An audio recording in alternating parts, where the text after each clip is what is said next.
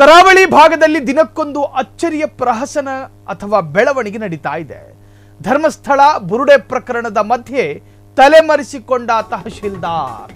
ಕರಾವಳಿ ಭಾಗದಲ್ಲಿ ಒಂದು ಕಡೆ ಹೆಣಹೂತ ಪ್ರಕರಣ ಸಂಚಲನ ಮೂಡಿಸ್ತಾ ಇರಬೇಕಾದ್ರೆ ಮತ್ತೊಂದು ಕಡೆ ತಹಶೀಲ್ದಾರ್ ಒಬ್ಬ ತಲೆಮರೆಸಿಕೊಂಡಿದ್ದಾನಂತೆ.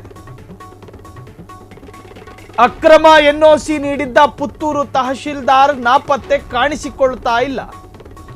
10,000 ಲಂಚಕ್ಕೋಸ್ಕರ ಅಕ್ರಮ ಸಹಿ ಹಾಕುತ್ತೇನೆ ಎಂದಿದ್ದ ತಹಶೀಲ್ದಾರ್ ಭೂ ಸುಧಾರಣೆ ಶಾಖೆಯ ಕೇಸ್ ವರ್ಕರ್ ವಿಚಾರಿಸುತ್ತಿರುವ ಲೋಕಾಯುಕ್ತ.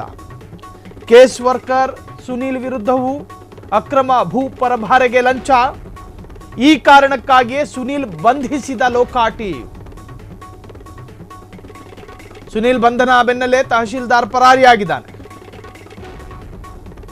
ತಹಶೀಲ್ದಾರ್ ಎಸ್ಬಿ ಕೂಡಲಗಿ ಹುಡುಕುತ್ತಿರುವ ಲೋಕಾಯುಕ್ತ ಟೀಮ್. ಕರಾವಳಿ ಭಾಗದಲ್ಲಿ ದಿನಕ್ಕೊಂದು ಅಚ್ಚರಿಯ ಬೆಳವಣಿಗೆಗಳು ನಡೀತಾ ಇದೆ. ಒಂದು ಕಡೆ ಮಳೆಯ ಅವಾಂತರಗಳನ್ನು ಗಮನಿಸ್ತಿದ್ರಿ, ಮತ್ತೊಂದು ಕಡೆ ಹೆಣಹೂತ ಪ್ರಕರಣದಲ್ಲಿ ದಿನಕ್ಕೊಂದು ತಿರುವುಗಳನ್ನು ಗಮನಿಸ್ತಾ ಇದ್ದೀರಿ. ಈಗ ಒಬ್ಬ ತಹಶೀಲ್ದಾರೇ ನಾಪತ್ತೆಯಾಗಿದ್ದಾನೆ. ಅಕ್ರಮ ಎನ್ಒಸಿ ನೀಡಿದ್ದ ಪುತ್ತೂರು ತಹಶೀಲ್ದಾರ್ ಎಬ್ಸ್ಕಾಂಡ್ ತಲೆಮರೆಸಿಕೊಂಡಿದ್ದಾನೆ. 10,000ಕ್ಕಾಗಿ ನಕಲಿ ಸಹಿಯನ್ನು ಕೂಡ ಹಾಕ್ತೀನಿ ಅಂತ ಹೇಳಕೊಂಡಿದ್ದ.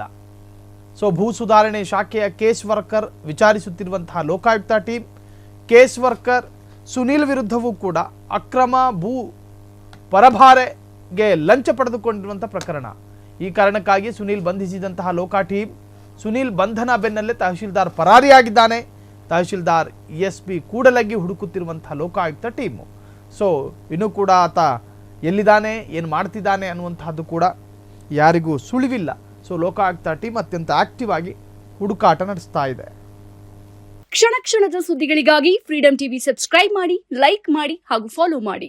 ಹೊಸ ಸುದ್ದಿಗಳ ನೋಟಿಫಿಕೇಶನ್ಗಾಗಿ ಬೆಲ್ ಐಕಾನ್ ಮೇಲೆ ಕ್ಲಿಕ್ ಮಾಡಿ.